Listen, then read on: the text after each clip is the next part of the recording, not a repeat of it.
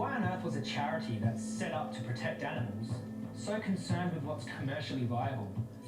And it gets worse. I also learned that the RSPCA gets paid by farmers to be a part of their assured scheme.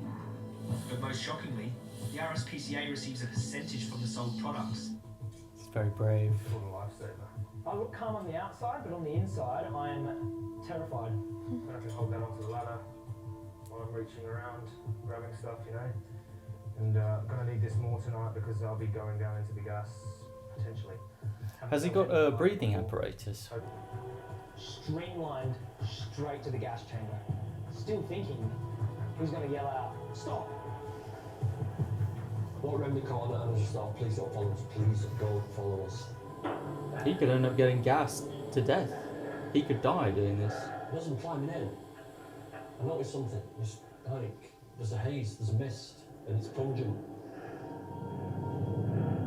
And it's caked in feces and urine. You know, it's Oh, just shit. slippery. Shit.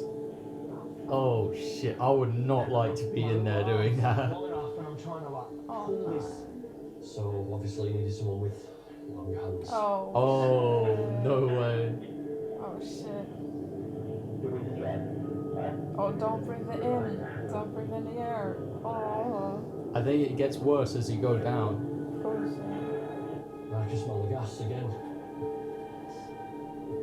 Gets down, gets my arm underneath, and I can just get my fingertips on the edge of this block. Slip it, slide it, I pulls it, and I thought, I'm just gonna have to go for it. There's no other way, and just pulled it, and it came away. Ever again. Oh shit. Now there was no denying it. Oh my god.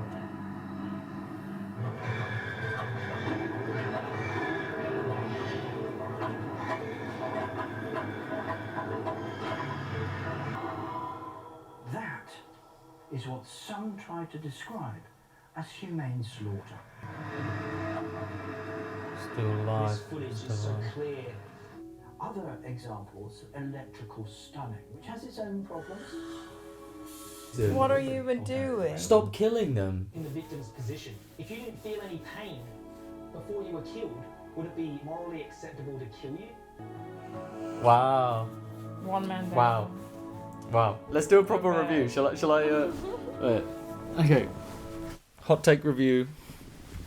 What do you think? We laughed and we cried. We laughed. We did laugh at some of the things. Oh, it's just about how ridiculous they were. Yeah, I mean, overall, obviously, it's a lot more. It definitely made us angry. It's just another reminder of how corrupt the whole industry is. You look at this documentary and you just know the same thing goes on in the dairy industry, the same thing goes on in the fishing industry. All of the industries, it's just so corrupt. Yeah, they were only looking at pigs there. Yeah. But it's the same for all of these animals that get abused. Weirdly enough, I always just thought about, the babies taken away from the mothers when it comes to cows, to dairy cows, right? Being impregnated all the time, getting the kids taken away. But I never thought about they're doing the same to all of the animals, obviously. But I Yeah. didn't make the connection. Yeah, I was like, yeah, of course. They're just, multiply them. Of Yeah. course, they're just taking away the babies. I came out of it thinking, actually, it wasn't very critical of everyday people.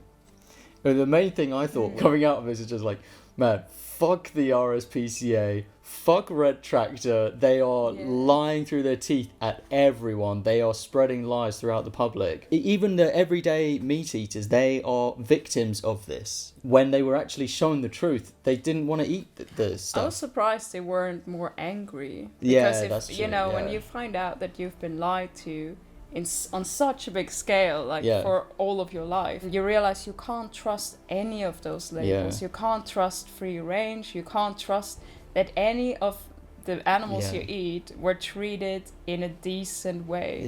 Yeah. You just can't. Unless you, I don't know the farmer yourself. Yeah. It's your neighbor next door or something. Which is never the Which case. is never the case. But remember what we were like when we first went vegan?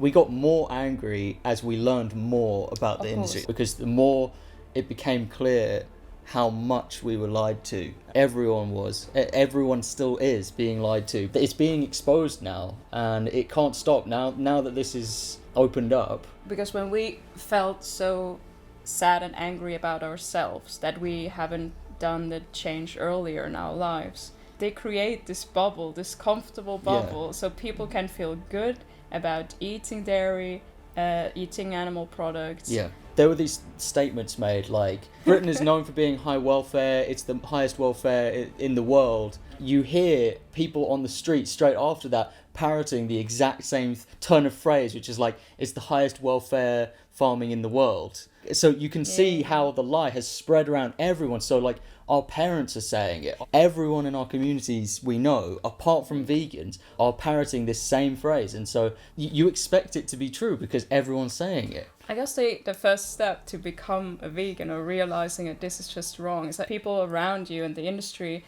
they can tell you that it's okay. But the first step is that you tell yourself it's not okay. Yeah, it's like the people around you will still be like, what are you talking about? Of course it's okay. Everyone's doing it. But as soon as you decide for yourself, it's like, I don't think it's okay, actually. Yeah. Like when I went vegan, I did put out a post and things like, I'm going vegan now. Who's with me? And like no one stepped forward apart from you. Like no one stepped forward. I kind of had to. You had to. Yeah. But don't expect your family to step forward because they each need to make that realization to themselves. Like, we're being lied to, and that's not okay. And in fact, we need to resist, not accept these lies. Because some people you tell to, they're like, yeah, I'm sure they are lying, but then again, you know, I do like my meat, you know, and it's like, oh, okay, right, so that means nothing to you. It's so funny when some people try to strike a compromise with themselves and be like, you know what? I think a little bit of killing is all right. Yeah. Like, I eat meat. I don't eat a lot of meat. I think a little bit of torture and killing is all right. I'm already better than most people. And it's like... And how many times have we heard it that they disagree with factory farming? How many times have we heard, oh, I disagree with factory farming? Yeah, well, you're funding it. You go out to a restaurant, you go to the supermarket, that's all factory farms. Most people say, I wish those animals were treated in a better way. Yeah. I'm not against eating meat. I just wish those animals would have had a better life. But realistically spoken, like, it's just not happening. It's not in the cards. It's not on the cards. It's a profit-oriented, like, all of these industries are profit-oriented. And there is a reason they're putting out these lies. They're making people believe that everything's all right because they know what they do is wrong. They know that. They know it. And I mean, a lot of the farmers who work on the farms became vegan. Yeah. Because they're actually not the ones making those decisions. They have like people ahead of them, like on top. They're giving them the orders to squeeze in that many animals in a tiny little square feet. Those farms are run by people who were probably never set a foot on these farms. They're just bureaucrats. Who see the piece of meat in the store. For them, it's just numbers. Yeah, it's numbers, it's marketing, it's manipulating things to drive sales. You know, the farm he went to, he really did try. Like, he tried to get the opinion of an award-winning farm, right? It was just scourged with disease. The free-range farm. The most disgusting, disturbing footage in this whole documentary was not the factory farms. It was the free-range, award-winning family farm type thing with where neglected pigs who are beaten to death. He set up that hidden camera, and you see this lame pig who had his legs broken and then was hit over the head with an iron bar until it didn't move anymore. Which is just ridiculous because you see he goes there and it's all green and it's really nice. It was sunset, and you think like the situation to make it nice for these animals. If you think there is a nice life before too soon death, they had all the resources to make a nice life for these pigs, and for some reason they're just led there to die in their own feces. The thing that I learned from this was the importance of duty of care, which I hadn't realized before how important it was, I guess. But like, we all actually agree with that already. Like, when you go on holiday, you don't leave your dog at home to try and like forage for food and then die of starvation. You know, you'd be on front page news if you did that to your dog.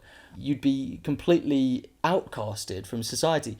This is happening. I don't know how many animals, because these are like hidden numbers, hidden statistics, but there must be so many animals that are neglected because it costs money to bring a vet around and to give them medicine and the healthcare they need. He went there was tumours on those pigs, big skips full of dead, rotting pigs and half alive pigs. I don't know what was wrong with it that was a farm, nightmare. but there were more dead pigs in the death pig. Yeah, there were more dead pigs than alive pigs. And those pigs weren't made into meat because they were diseased pigs. Their bodies were left to rot. It was disgusting. That's going to be in my nightmares. I was wondering, like, because I bet like a lot of meat eaters will watch this documentary, and I'm thinking like, how can you not go vegan after this? But I'm thinking like, you know, the little defensive mechanism, I think it already goes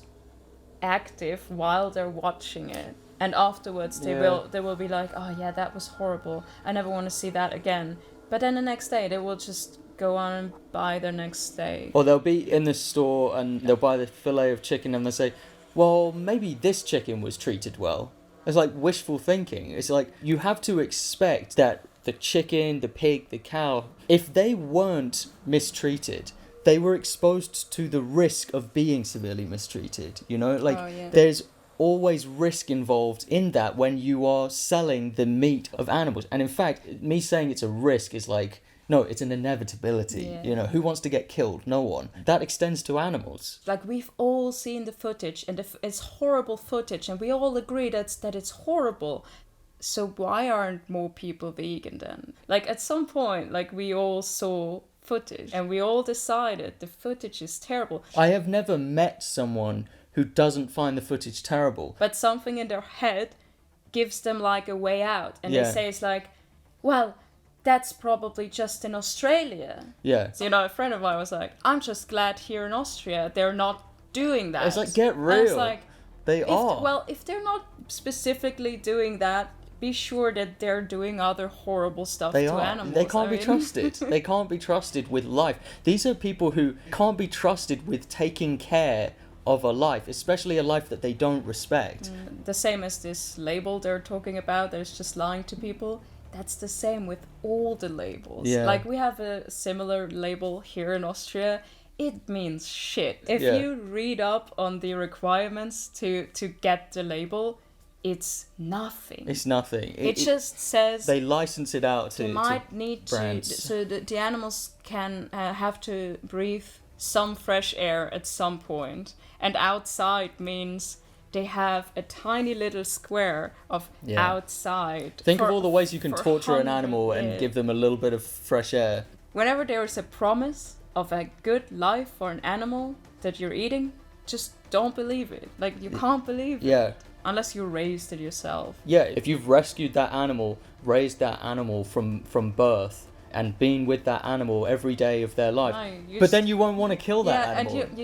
And you wouldn't want to eat it. If you were that would be like eating your friend. Yeah, taking care of an animal. If you were tasked with doing that, there's no way you would want to eat it if you are not a psychopath. I just wish that people would wake up sooner. Like, we have to do more, I don't know. These little catchphrases that allow people to kind of... It's like... It's not just this one lie. It's followed by all these other little lies that get them so entrenched. You know, it's like, well, if it's done humanely, well, what happens when I tell you that it's not done humanely? What do you do then? And then they move on to the next excuse. I also bet you that it was the meat and the dairy industry who are putting out these little distractions for people, like, processed food is so bad for you. Yeah. Look here. This bad processed food pumped full with chemicals. meat is healthy. You shouldn't eat all this processed food. They And it's love like- this wild goose chase of processed food. They love it. I bet you before the processed food, it was something else. Fat or salt or sugar or something else. Yeah. They love these little red herrings, these wild goose chases that people go on in the health movements to distract Yeah, away from animal rights. Because who is benefiting from the anti-processed food Yeah. thing? Because we come across so many people who conflate these issues together. They see me as being someone who's against processed foods compared to the animals. It doesn't rank on my priorities. Yeah, but the strategy here is like, people say it's like processed food, all that vegan meat replacement, it's all processed food. It's so bad for you. So basically, people don't really have a choice but to eat meat, right? Because the processed vegan meat is so bad for them. And, they can't sacrifice their health. Yeah. They can eat kilos of red meat and eat McDonald's and be fat, but they can't risk their health by eating a bit of processed vegan food. Well, yeah. Like so one of the major lies is like, I have no choice. That's one that you have to try and convince people out of, because you have to show them that they do have a choice. Right. You have to see the footage. You have to see a documentary like this, and then the answer will become very, very clear. And it's whether you listen to that answer and you act on what you know is right. Yeah. I mean, a common thing is also like for them to just be like, well, it's just not one of my priorities. I'm really for the environment, and I'm against war, and there's so much bad stuff happening in the world, so I just don't think veganism compared to human suffering is that bad. Yeah, but distraction. But the big difference is that you can actively actually do something against animal suffering, while you can't stop the war in Ukraine. Donate money as much as you want. Which You're we not do. an active part of solving the problem here. And this is something we shouldn't just let the government figure out. This is because the government. They're all in cahoots. The subsidies. That's why dairy and meat is so cheap in the first place. Without the subsidies, you would pay so much for meat and dairy. People would never be able to afford it. Yeah, but our countries are paying that price, paying it through our taxes. Yeah, it makes me fucking angry. It makes me not want to pay my taxes. Let's talk about that later. I shouldn't say that on record. Pignorant. Watch it. Very you have nice to watch pun, it. Very good pun. Good pun and good movie. Go and watch Pignorant. If you want to cry. If you want to go through a roller coaster of emotions. But see truth.